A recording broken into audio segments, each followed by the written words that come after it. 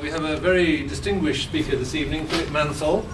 I was telling Mr. Mansel that many years ago when I was ambassador in Turkey, I read his book, Constantinople, City of the World's Desire, which I enjoyed enormously, and I gave a copy of it to Bülent Ecevit, because I thought there are not many politicians who read books, not all that many politicians who read books in English, but that Mr. Ecevit would do so, and indeed he told me that he greatly enjoyed it.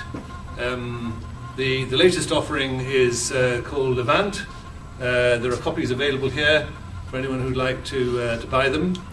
I'm afraid I've already bought my copy and I've started it, but having travelled to London by Ryanair yesterday, I didn't have room in my baggage. You know, they were very, very tight allowance to bring it here to be signed. So I shall have to look forward to that on another occasion. I think Philip Mansel is also going to talk in October on Alexandria, but I can't remember the venue. 8th of October. It's or go onto my website. That's probably easiest. It's Art Workers Guild in Queen Square, just the other side of Tottenham Court Road. A conference about cities. It's another great Levantine city with many links with Turkey. So you can have two courses for the price of one. But the first course starts now. You have the floor, Mr. Mansel. Thank you very much indeed, and thank you very much for asking me. And it's just a very general talk with the emphasis on Izmir, but really talking about Levantine cities in general, and they're all in the news now. Izmir, for example, there is a raid has just been conducted on some municipal offices by the government. There's great tension still between the administration and the central government, and the cities, some of the leading cities opposing the government in Syria are on the coast, Levantine cities like Banyas. Beirut is the heart of opposition to the Syrian government, and Alexandria helped lead the revolution which toppled President Mubarak a few months ago. So what is a Levantine city? That's what I want to talk about tonight. And I'd like to define it by several different qualities: geography, diplomacy, language, hybridity, pleasure, freedom, modernity, and the great catch for the history of Levantine cities, vulnerability. First, geography. The Levant, or le Levant in French, il Levante in Italian, means for Europeans where the sun rises. Like the words Orient and Anatolia themselves, Anatolia is from the Greek for where the sun rises. Therefore, the Eastern Mediterranean.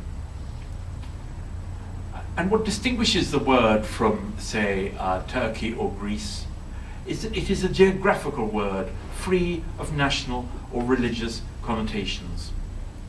The Levant was defined not by states, nor by nationalities, but by the sea.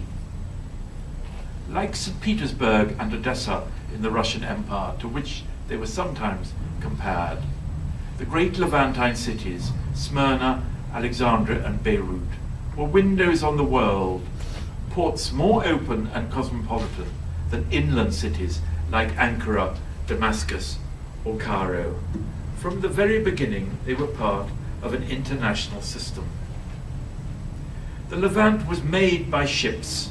You can see them here in this old postcard of Izmir. The ships are almost taller than the buildings. The ships brought trade, immigrants and ideas. And in the 20th century, they exported people from Smyrna, Alexandria and Beirut to new Levants abroad.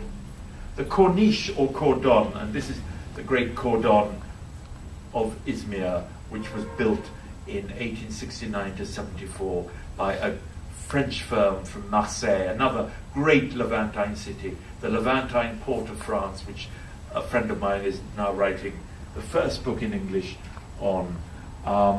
the Dusseufrère. They specialized in making keys for Mediterranean ports. They made the key of Trieste and also of Port Said and Algiers.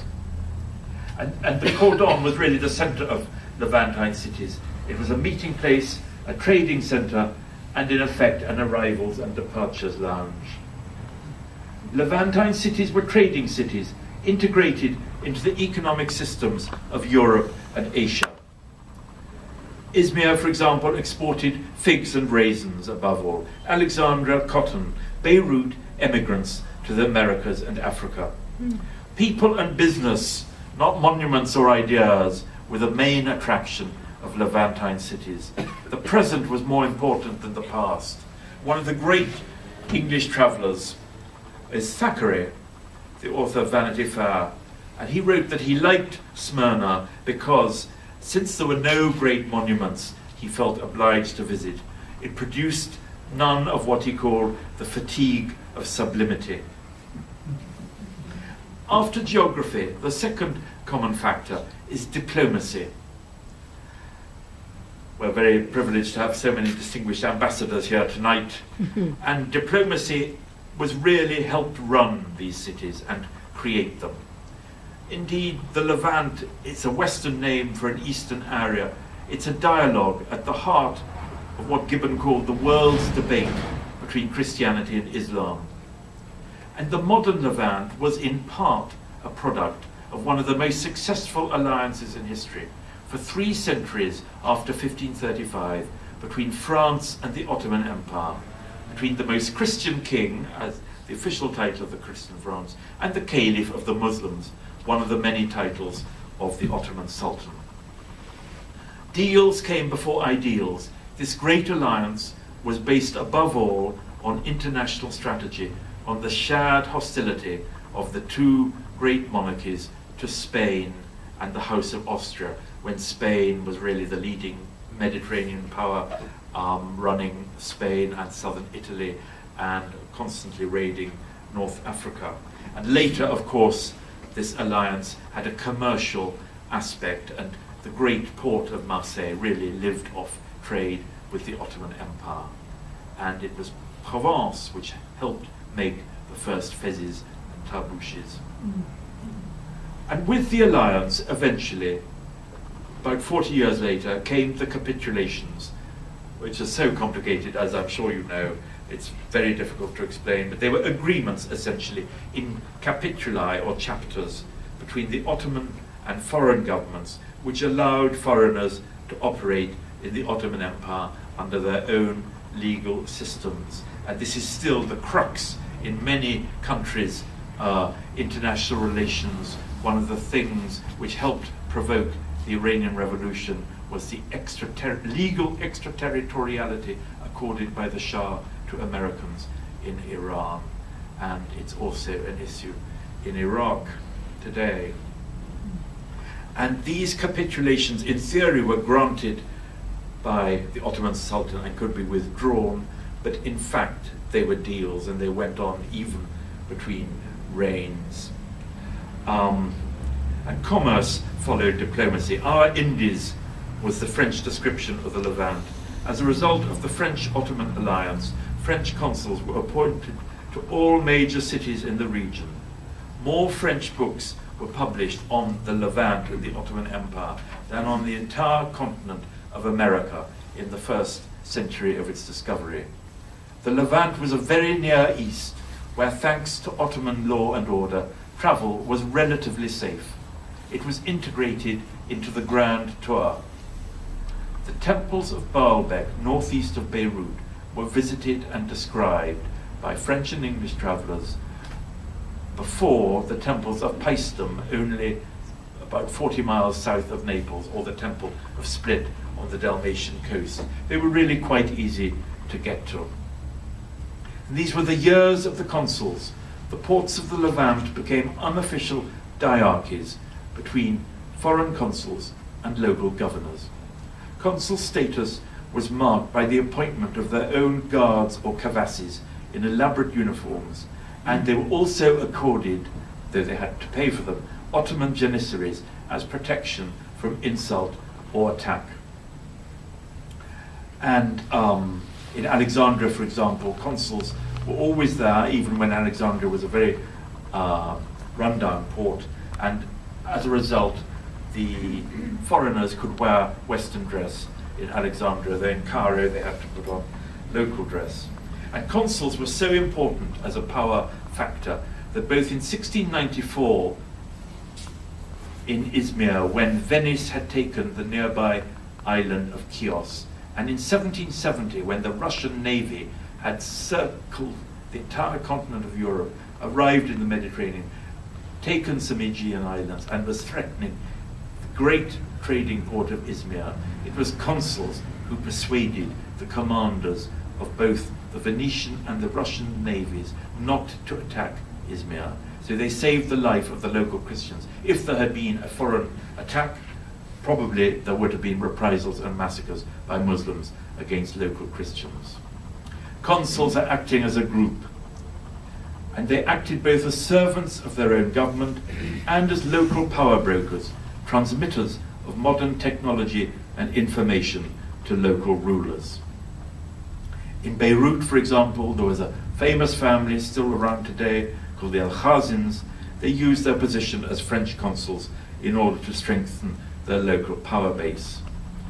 The British consul in Beirut was hugely important in introducing quarantine, and in Lebanon in particular, they were used by local groups to fight other local groups. For example, members of the Jumblat dynasty asked the British consul in 1839 for British rule in Lebanon, and I quote, like India.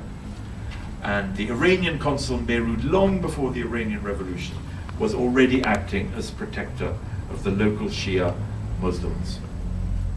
Consuls lived like monarchs. Their power was compared to that of the Emperor of Russia. It was the British consul general who at first ran the British occupation of Egypt. It was consuls in Salonika in 1912 who organized a peaceful transfer of power from Turkey to Greece during the First Balkan War. They ensured that that transition after over 300 years of Ottoman rule back to Greek rule went smoothly, and it was expected in September 1922 that foreign consuls would organize a similar transfer in Izmir, and it was to the French consul that the departing Greek High Commissioner, Stergiadis, transferred the keys of the city. Third factor common to all these cities is language. It was another form of integration between Europe and the Eastern Mediterranean. We're so used to English being an international world language today. Long before English, the Levant had its own international language. First, it was lingua franca. And there's recently been a wonderful book about this by someone called Jocelyne Dachlia. And it hasn't really had its history because it wasn't a grand official or literary language. It was just a very Levantine language for commerce. And it was in fact simplified Italian, very simple words. And I quote from travelers of the 17th century, généralement entendu par toutes les côtes du Levant, generally understood on all the coasts of the Levant. The language which is in course throughout the Levant between sailors of the Mediterranean and the traders who go to negotiate in the Levant, and which is understood by all nations. We can hardly believe this now, but many people said this at the time. The Bey of Tunis spoke it, sailors in Izmir spoke it, and prisoners in the galleys and in the what was called La Bagne. The fishermen of Alexandria spoke it. Cervantes picked up a few words when he was a prisoner. Rousseau spoke it because his family were watchmakers in Istanbul. And Byron spoke it. He called it Levant Italian. He learnt it when he was living in Athens in 1810. characteristic phrases of lingua franca are "ven a qui," come here, or "Christiani sta forbi," Christians are cunning. And it was a sign of, contrary to what has often been said about Muslims living in a closed world, that's Bernard Lewis, it was proof of the inhabitants' desire or need or interest to communicate with Europeans. They were really not at all cut off from the outside world. And after about 1840, thanks to the spread of French schools run by Catholic teaching orders and the growth of travel, steam travel has arrived in the Mediterranean. It's much quicker to get from Marseille to Istanbul after 1840. It's about 3 or 4 days. French becomes the second language of the Levant. It was spoken by pashas, viziers, sultans, Mustafa Kemal, the King of Egypt, Georges Safaris, the great Greek poet who came from just outside Izmir. It was an official language even of the municipalities of Alexandria and Beirut. And French was further integrated into the Levant in that there was an invasion of the Turkish language by French. I keep finding more and more words in Turkish of French origin, like gentil, décharge, maîtresse, many others. And this language revolution has not yet had its historian. We all know about Atatürk's language reforms, but long before him, the Turkish language was changing. The Levant, and of course there was the great school of Galatasaray, which I'm sure you all know about, founded with the help of the French government in 1869. The Levant was becoming culturally integrated with Europe. Smyrna, Alexandria and Beirut were each at different times called the Paris of the Levant.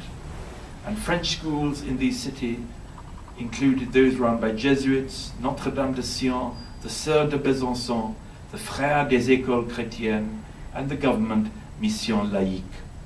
And a lot of these schools still exist in Izmir, Beirut, and Alexandria.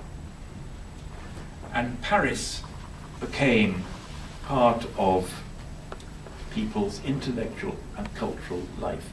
Young Turk revolutionaries really wrote about Paris as a new Mecca, as the center of freedom and progress, they write about it they admit in semi-mystical terms.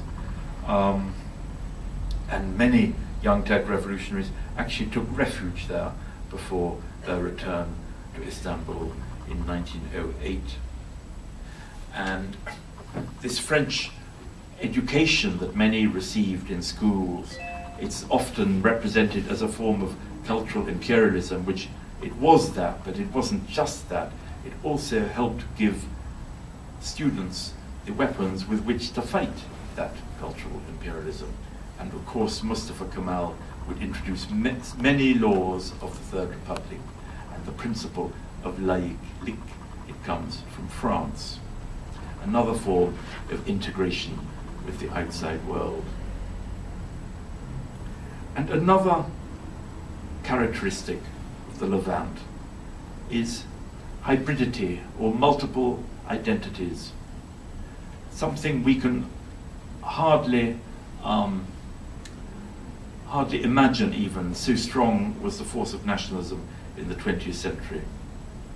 If, as the great Lebanese historian William Haddad has written, the nation state is the prison of the mind, then the Levant was a jailbreak. The Ottoman Empire enforced few of the restrictions and regulations considered necessary by nation states. There were no ghettos. Travelers were impressed and often attracted, there's a great description by Piton de Tournefort, a botanist, about the variety of races and costumes in Izmir and the juxtaposition of mosques, churches and synagogues, which was inconceivable in European cities before 1970. The first mosques in London and Paris really only date to the early 20th century, and really I think they were thanks for the work of Muslim troops in the First World War. So really they were an affirmation of nationalism. Many people in Levantine cities had multiple identities. For example, Sabbatai Sivi, the great false messiah of Izmir, who founded his own religion with Christian and Muslim as well as Jewish elements. And he's sort of playing with all these identities in an extremely complicated way. And the Dönme, who followed his principles, are still an important element in Izmir today. Another example from Izmir, the Baltadzi family of bankers, who many of us know, Alex Baltadzi of Izmir. They were both Greek and Ottoman and European. And some Baltadzi went to live in Vienna, married with Austrians, and one of the daughters was Marie Wetzera, the girlfriend of Crown Prince Rudolf. And there are other examples of multiple identities. The Shahab family in Beirut, which produced one of the best presidents of Lebanon. The Muhammad Ali and his family who ruled Egypt for 150 years after 1800. They were really Ottoman and Egyptian, and in some of their habits and education, European, where most of them now live in Europe. And of course, Izmir was an example of hybridity. It seemed to many Turks going to Izmir from Anatolia or from Istanbul, it seemed like a foreign country. And as long as governments protected hybridity, it worked as well as national uniformity. Levantine cities, for example, did not experience the violent revolutions of 19th century Paris. However, it was alien to the spirit of nationalism of the 20th century. Tel Aviv, for example, was founded in 1909 in opposition to the Levantine port of Jaffa next door. Jaffa was relatively cosmopolitan. Tel Aviv was intended to be a Jewish city without Goys. And Ben Gurion, the first Prime Minister of Israel, denounced the spirit of the Levant, which ruins individuals and societies. And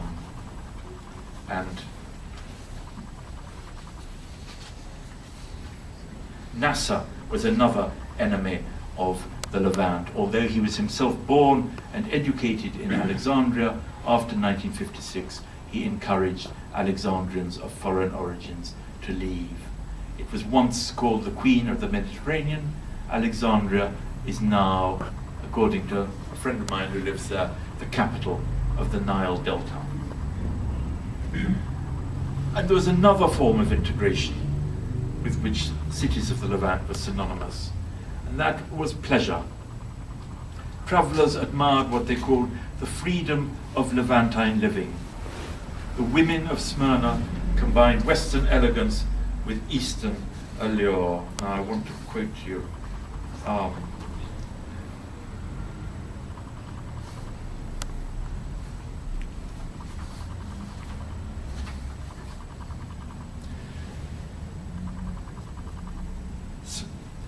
On the northern section of the cordon, beyond this photograph, the section known as Bella Vista, which is here. In the evening, hundreds of strollers would walk up and down. These are descriptions from about 1880. Ladies would display the latest Paris fashions. Young men would wear low shoes and silk socks.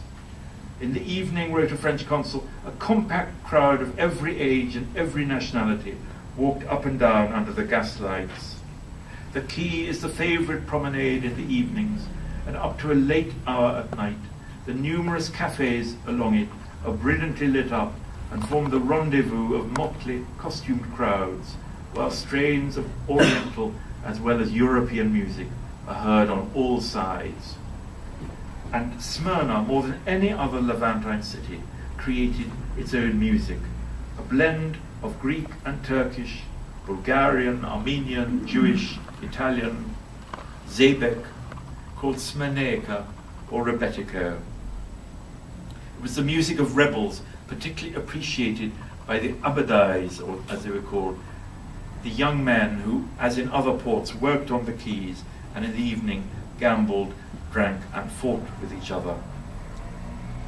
And some cafes on the cordon of Izmir were called amanades, as the singers, pausing during improvisation, shouted "Aman, Aman," to indicate they could no longer bear the pain expressed in the song. Different from both the light Italian music of the theatres and salons of Izmir and traditional village music, rebetiko songs mixed polyphony and monophony. They describe the sufferings of the poor, the torments of love, and the pleasures of hashish. Now, I want to play you some.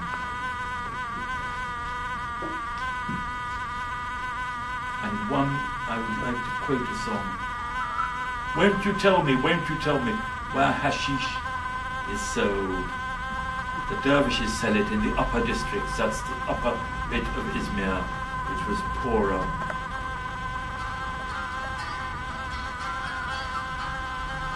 I think this is rebetiko.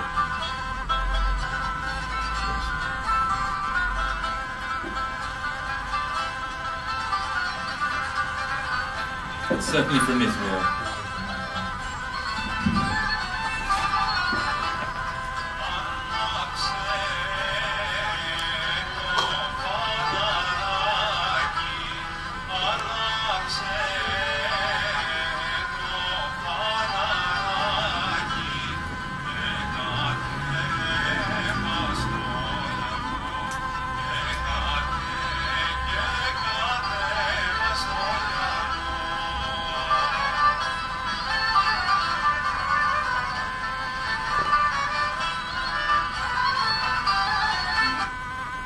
That is, in fact, Greek, but the music is Turkish. Izmir music was a complete blend of traditions, and it's from a recording made to try and preserve these songs in Athens, where there were great centres of musical research. Other songs of Izmir were about the pains of love. Your black eyes that gaze at me, my dear, lower them because they are killing me. And others hint at love across religious boundaries. I feel like changing my faith so I can rush into the harem and grab you, flirtatious little Turkish girl. You stay up all night at the cafes, chantant, drinking beer, oh, and the rest of us you are treating as green caviar. And there were 28 hotels, cafes and brasseries along the Smyrna cordon. One of the finest was the Sporting Club, which is on the right of this postcard.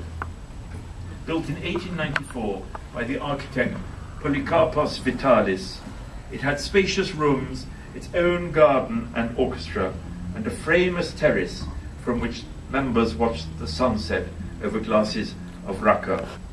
Another was the Hôtel des Deux Augustes. The Cercle Européen would hold balls there. The Café de Paris was French, the Alhambra and the Poseidon were Greek, but in the Café Hoffmann you might be in Vienna. And then that's another view with where Passport on the left. This is the cordon. Please note the tram lines which would help bales of wool and figs and raisins to come right close to the ships, which would then export them. But that is Bella Vista. That's the port again. More of Bella Vista. Please note that men are not wearing hats, or if they are, they're wearing hats, not the tabush. So they are Greek. This is the quays. You see the bales of, I think it's wool, ready for export, and some camels loaded up. They have taken goods from inland Anatolia to Izmir, because even though there was a very early railway, the first railway in the Ottoman Empire was from Izmir to Aydin, I think. Aydin. And it was the foundation stone was laid by the great British, or controversial British ambassador, Lord Stratford de Redcliffe, in 1856 or 7, as he's leaving in triumph, having helped win the Crimean War, which is the apogee of Britain and France's alliance with and influence in the Ottoman Empire, and he makes a great speech saying that progress is coming to the Ottoman Empire and hoping that the railway is going to go from Izmir to Calcutta. So they certainly knew how to dream in those days. And this is another Can you view. speak into the microphone, Sorry. please? Yes. From Izmir to Calcutta. Another view of the quays. This is a Greek club on the cordon of Izmir. And this is the smartest hotel in Izmir, the Grand Hotel Kramer Palace, run by Austrians from Trieste. And it's there that Mustafa Kemal Pasha made his famous comment. He came, asked for a glass of raka, asked if King Constantine of the Hellenes had ever drunk there, and when told he hadn't, he said, then what was the point of conquering Izmir? And every man in Izmir who could afford it went to the cafes along the cordon. Greeks and Turks, locals and Europeans. And on the whole, they seem relatively peaceful. If there were brawls, they usually involved outsiders. Turkish soldiers returning from service in Tripoli, that's the capital of Libya. It was the great Turkish possession on the south of the Mediterranean, and a rare example of Turkish-Arab friendship, because when Italy invaded, Turks as well as Arabs volunteered to defend it, including Mustafa Kemal and Enver Pasha. And the great English writer Norman Douglas visited Izmir in 1895. He was seduced. Smyrna, whatever it may now have become, seemed to be the most enjoyable place on earth. That fascinating bazaar, the variegated crowds about the harbour, eastern bustle and noise, or if you were in softer mood, there was the cemetery with its glorious cypresses, or the Greek quarter, full of pretty girls, far prettier than those of Greece itself. The fortnight in Smyrna proved to be one of the happiest of my life. I was in a state of beatitude, and aware, not afterwards, but at the very moment, of the fact. He particularly enjoyed one cafe near the cordon, with a floor show, a restaurant above, and bedrooms on the upper floors to which you could retire for an hour's rest. You paid your money and you got your key. Why are such places not commoner? Smyrna represented freedom. For a Greek writer, Dimitri Argyropoulos, the cordon was a sweeter, more indolent version of the Canebière, the main thoroughfare of Marseille. It is both the Europe of the Orient and the Orient of Europe. And Turks were attracted to it as much as Greeks, perhaps even more, since because before 1908 the passport regime was particularly rigid in the Ottoman Empire for Ottoman subjects. They needed passports to travel inside the empire as well as to go abroad, so they were less likely to know similar cities. In his memoirs, the Turkish writer Naci Gundem wrote that it was the cordon that made Izmir Izmir. From sunset until midnight, it was like a fairy tale country, with a magic atmosphere which made the most somber and depressed souls end by laughing. If Smyrna is the eye of Asia, it was said, the key is the pupil of the eye.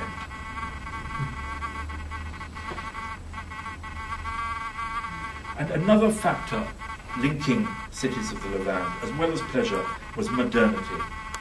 Levantine cities helped integrate hinterlands into the modern world. Modern Turkey was born not in Turkey itself, but in the great Levantine port of Salonika, which was Greek, Turkish, Bulgarian, Albanian, and above all, a Jewish city.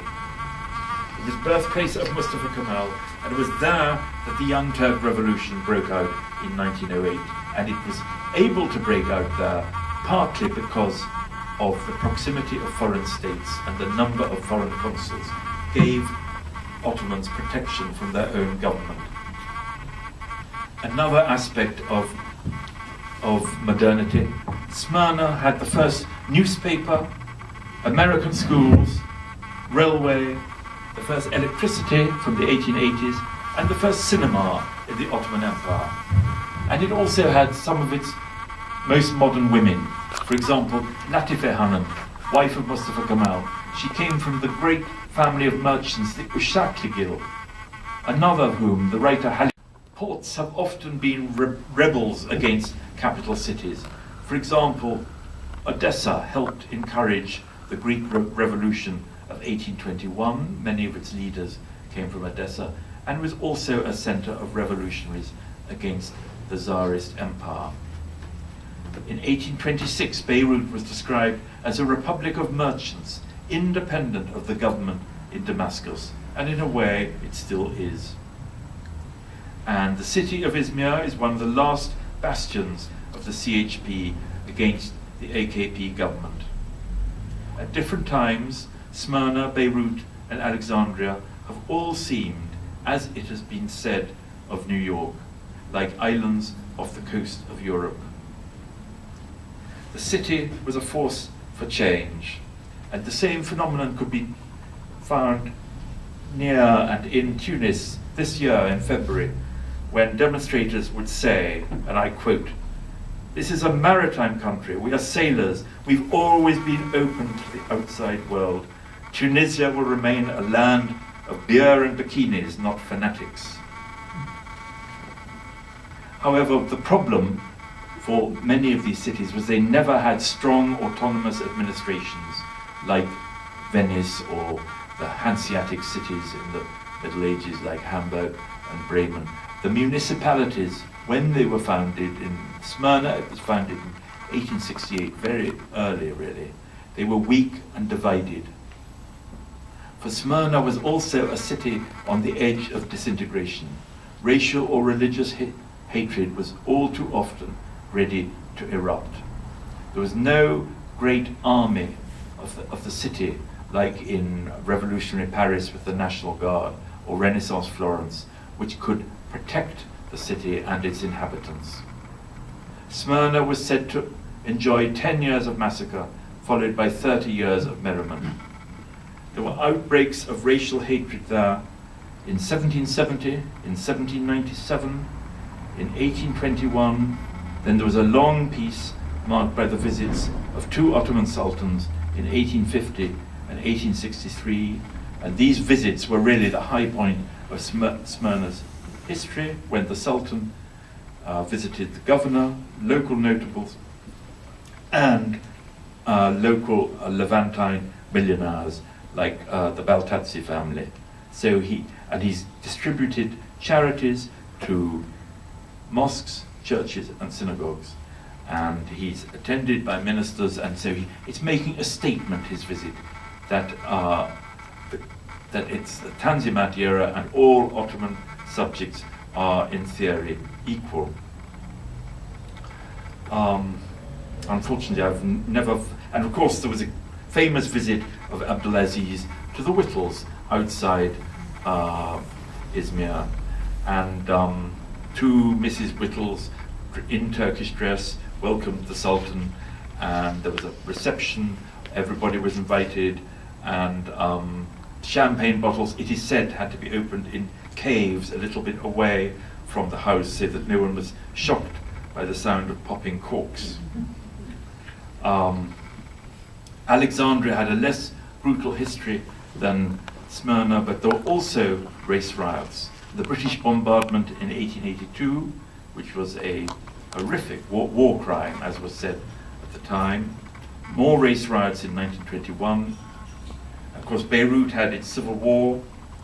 No one wants Beirut to become a jungle, said the Minister of Information last year, but anything is possible. And in a recent survey of young Beirutis by the American University, 1 in 3 said they hate other communities and refuse to marry into them, and almost 100% want to leave their city. So my conclusion is that cities are as important as states, classes, or individuals in determining events. The city will always pursue you, wrote the great poet of Alexandria, Constantine Cavafy. You will walk the same streets, grow old in the same neighborhoods, will turn grey in these same houses. You will always end up in this city. That is to say, we create the sort of life we lead independent of wherever we are. It's always, we create our own city.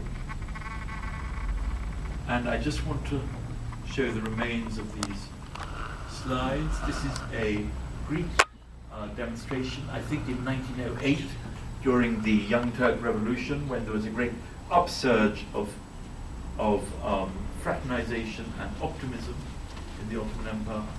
These are two different governors of Izmir. On the right, Rahmi Bey, who came from a Salonika family and kept Izmir free from the worst excesses of the First World War. On the left is Nurettin Pasha, governor during the catastrophe of 1922. And he, in his will, he said that he wanted to be buried on the cordon of Izmir, the scene of the departure of so many Greeks and Armenians of that city. This is I think it's the Greek army leaving in 1922. This is the Far of Izmir, beginning September 1922, the end of the Paris of the Levant, refugees waiting to be taken off the cordon. You see the burnt buildings behind them.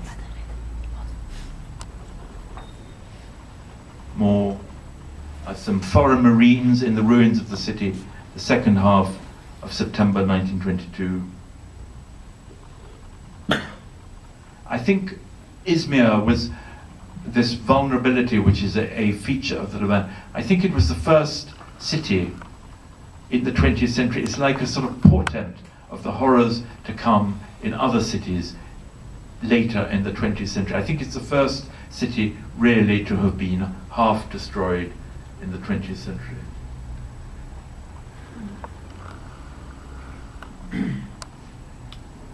And that is the statue of Mustafa Kemal, the liberator of Turkey, as the statue which went up on the site of the Kramer Palace Hotel, which you can still admire today.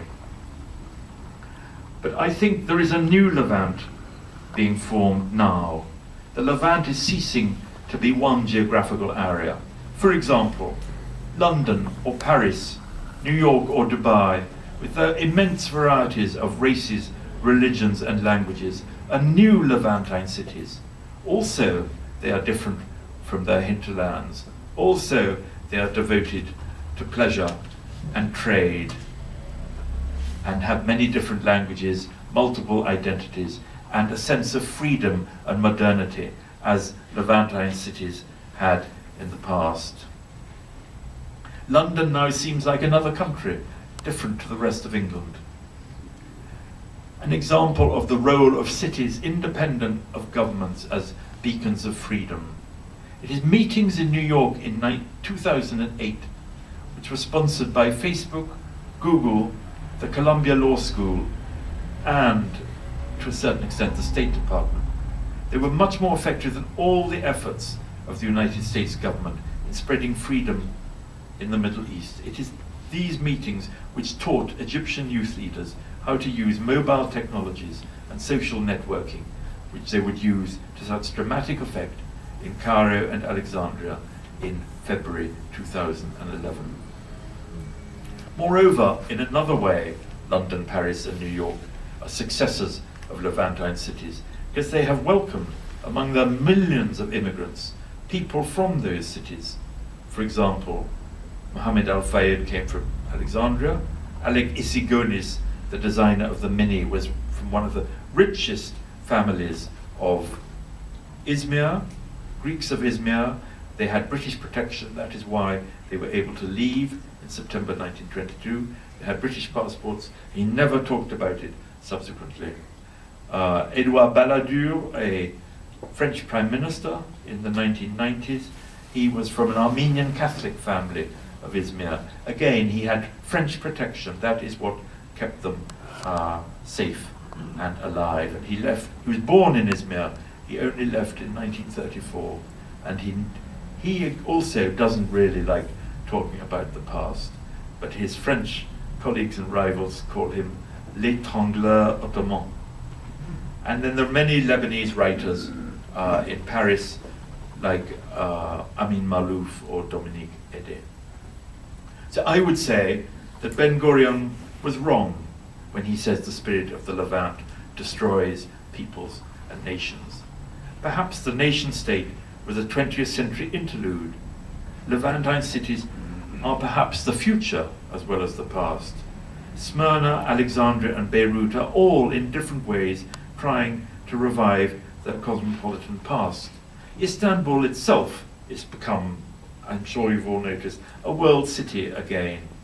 And indeed, this year, for the first time since 1943, it has allowed carnival revelers to wind through the streets. And it is thought to be the only public carnival in the Muslim world. It's a link with the past of Pera. Izmir is now connected by flights to Athens for the first time. There was a conference on Levantines in Izmir in 2010, and there will be one in another Levantine port, Mansel, in 2011. Levantines are popular again. Perhaps we can say we are all Levantines now. Thank you very much.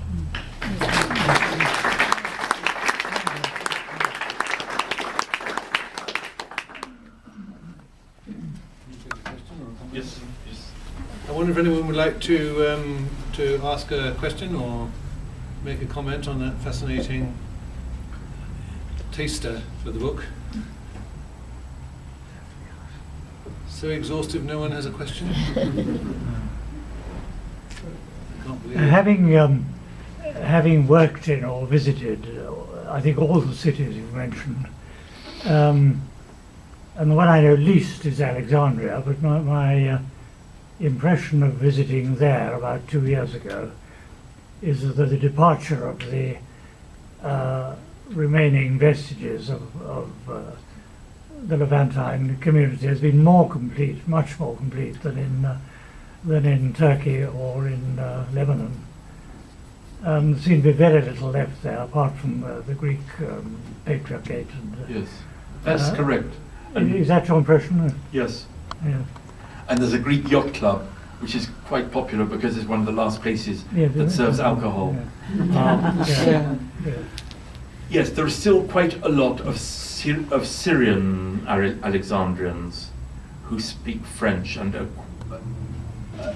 a certain extent form a different community. There's the Greek patriarchate, which has been restored by another great Levantine from Izmir is of course Onassis, and the Onassis Foundation has helped restore the patriarchate.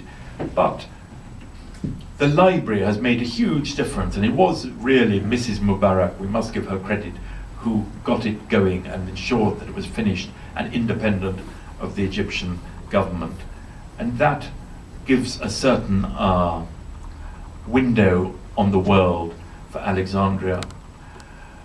But unfortunately, it was built on cotton, and the Egyptian cotton and the cotton market and the cotton economy is just not what it was. Chinese cotton is undercutting it, and Turkish cotton and cotton from other countries. And of course the nationalization policies of Nasser destroyed the cotton bourse. And the main port of Cairo is beginning to be a port on the Red Sea, which has easier direct access by road to Cairo than Alexandria itself. So it's losing its economic raison d'etre. And of course, I've slightly left out trade, but trade is the real raison d'etre of these cities. And it hasn't recovered, and the closure of the bourse in 1961, the nationalization policies, which affected Egyptians just as much as foreigners or foreign origin people, really killed it. But there's a brilliant French underwater archaeologist called Jean-Yves Empereur, who runs a wonderful library called the Centre des Études Alexandrines, and his vision is that the city will be revived by underwater tourism, and we'll be able to see the remains of the palace of the Ptolemies. But I don't know if that's going to happen or not. Well, if global warming goes on, maybe more than one city will be engaging in underwater tourism.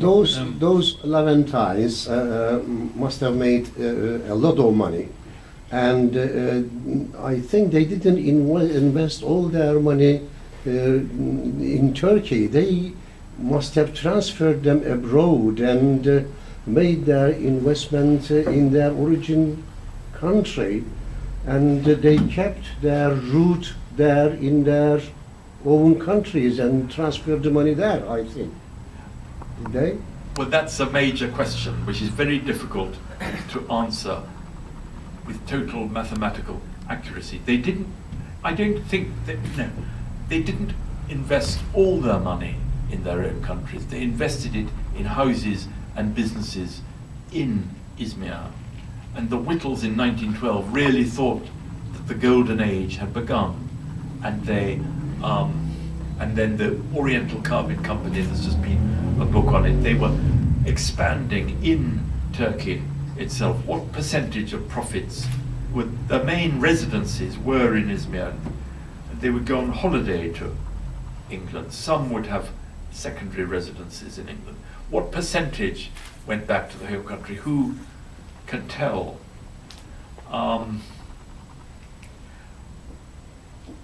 But they helped kickstart many Turkish industries, including carpets and breweries, and the same in Egypt. They were accelerators, but of course they kept the profits for themselves in their companies. That sometimes they would have Turkish partners, and how Rahmi Bey benefited from his friendship, his great and close friendship with Levantine families, history does not fully relate. Alexandrians often had all their money in Egypt and lost everything because Nasser nationalized their private bank accounts as well as their businesses. Some had invested abroad, but by no means all.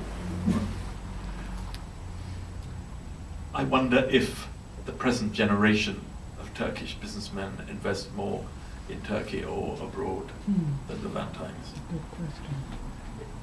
To a certain extent, Europe, the economy before 1914 was quite international. It was normal to move money around. Isn't it? It's a lot to do with confidence. If you think you have got a stable future in a country, you will invest more in that country.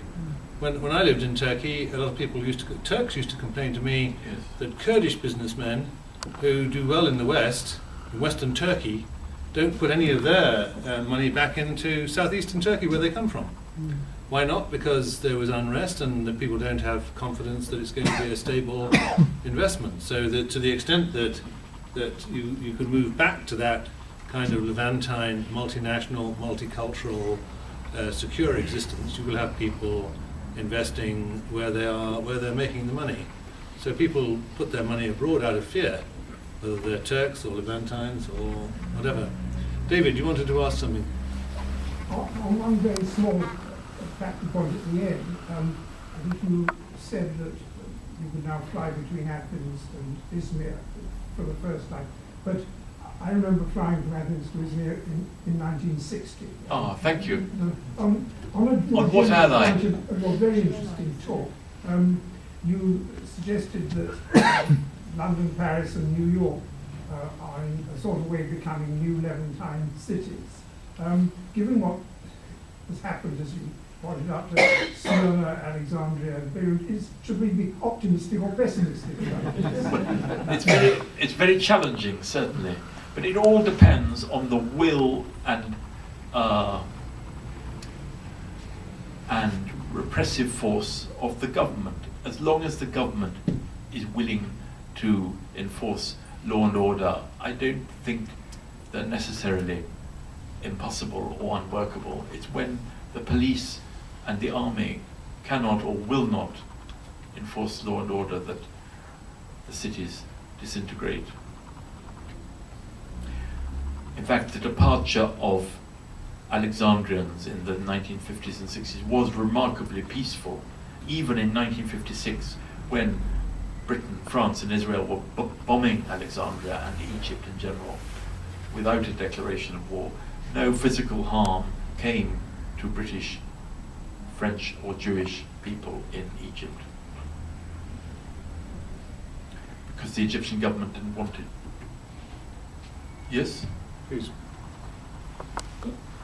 Will you comment a little more on the extent to which the numerous pack-boat system steamship companies which developed during the 19th century, plying their ways from the Black Sea into the Aegean and Mediterranean, to what extent did they serve as perhaps at that time, the principal link between these various cities, which made the cities, in a sense, removed from their own countries, that they were looking outwards, their connections were through these companies like Lloyd's and others. Yes.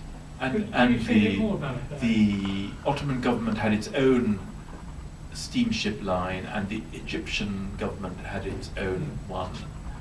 Well, it was tremendously important. It was revolutionary, really, as revolutionary as air travel. And so in some memoirs of Izmir, it's just perfectly normal to go to Alexandria for a week in, say, the 1880s. They talk about it.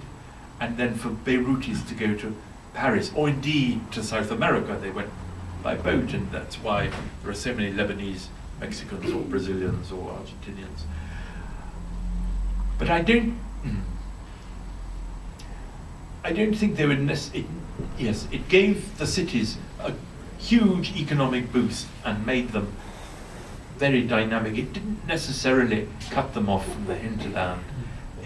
In a way, it meant that more people went through them on their way out or back in, and it meant there were more tentacles connecting the port to the economies inland, which were producing fruit or carpets or cotton or whatever it was. It certainly prioritized them economically and made those 40 years before 1914 the golden age of these cities, as the Izmir Municipal Museum itself says all this.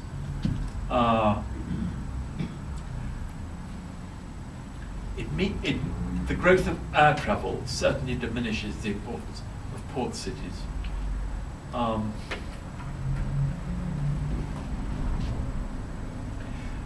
Even before steam arrives in the 1830s, I think Smyrna seemed like very different from inland Anatolia, even in the 1650s or 1660s, for example.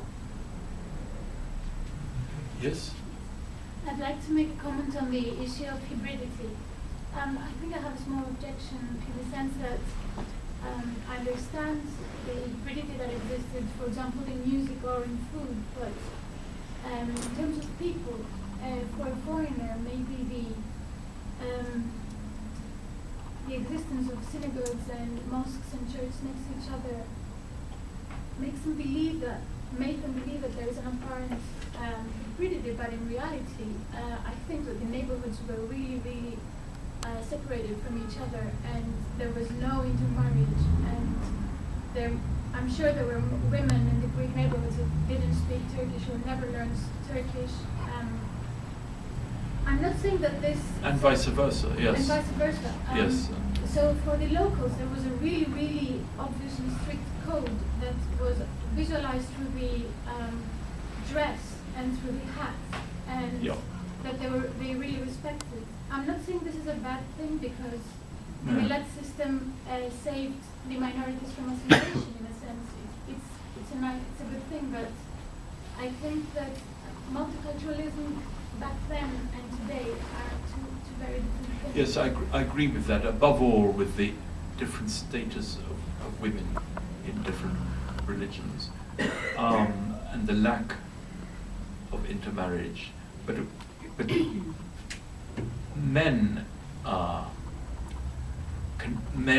there was more influence through that, as is shown by Sabbatai Sivi and his religion and the music played by men.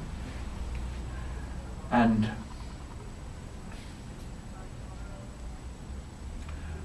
how can you quantify hybridity?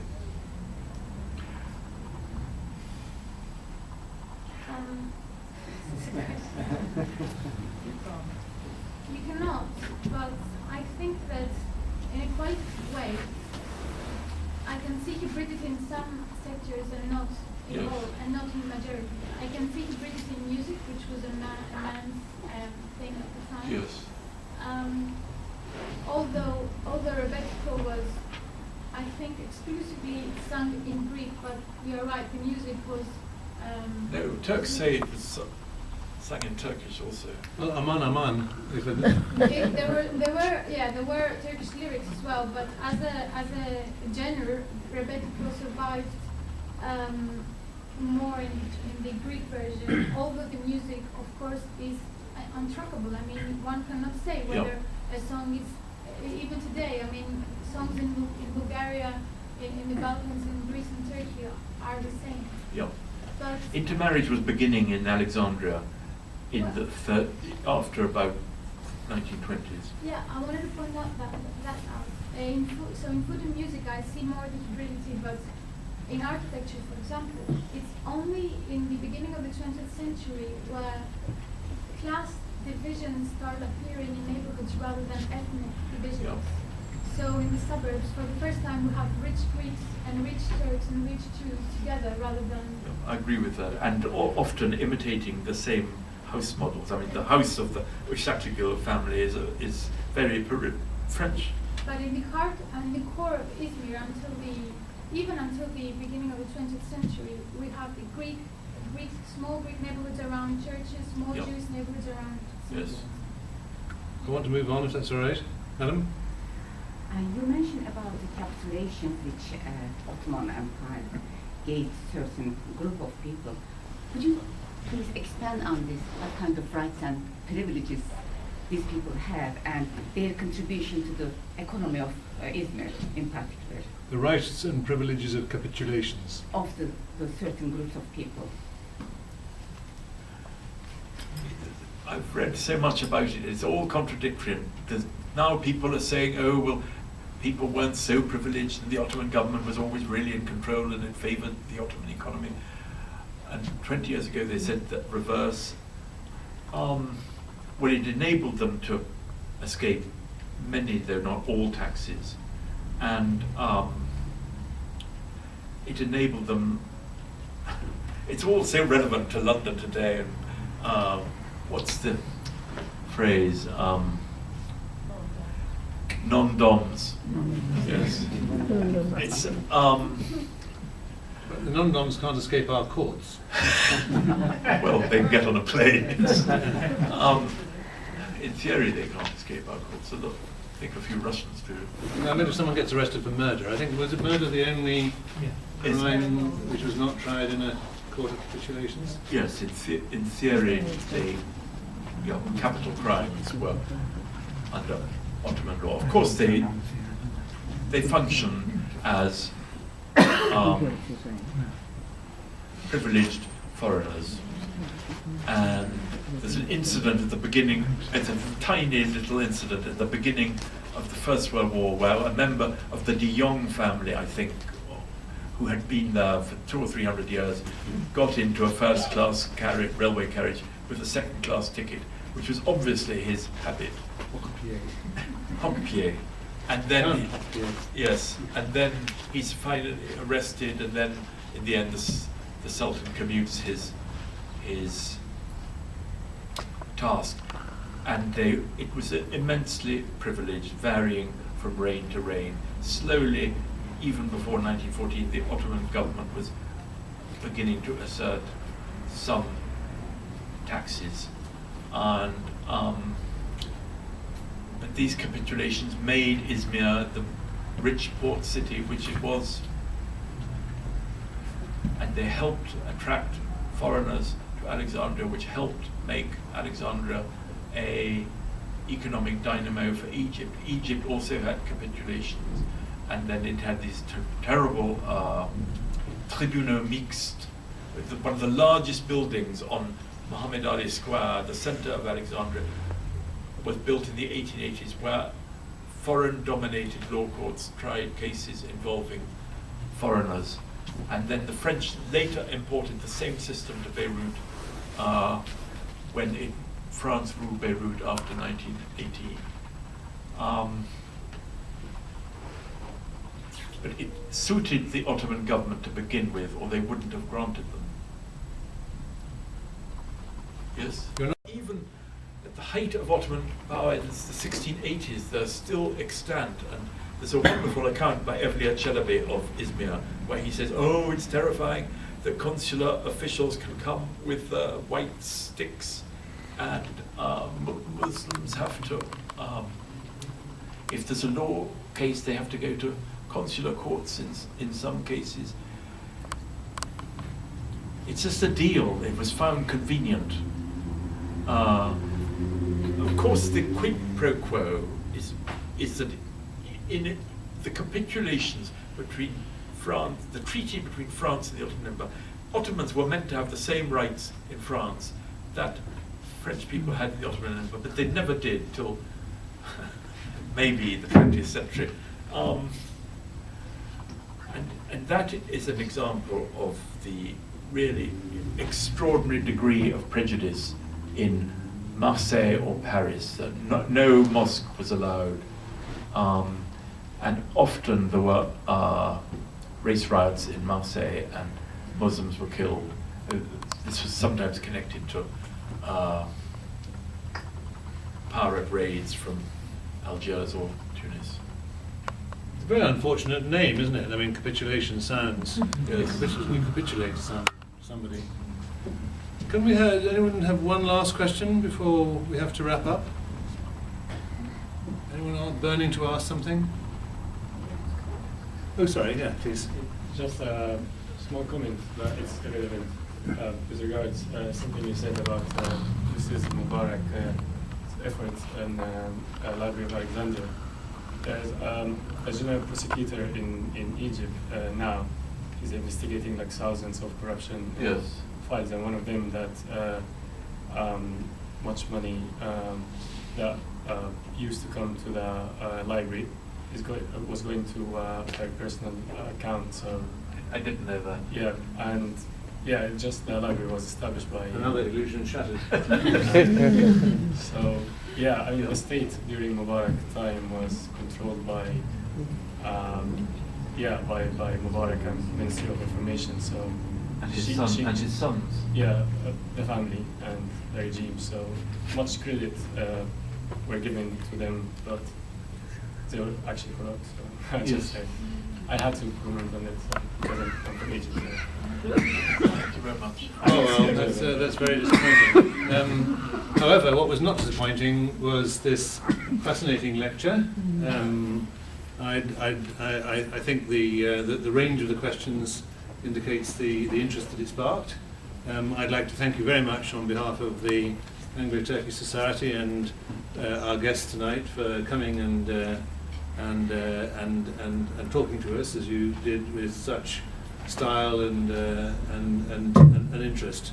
I'm sure it's stimulated even more interest in the subject of the Levant, the new Levant as well as the old Levant, and I'd like please to ask people to show their appreciation.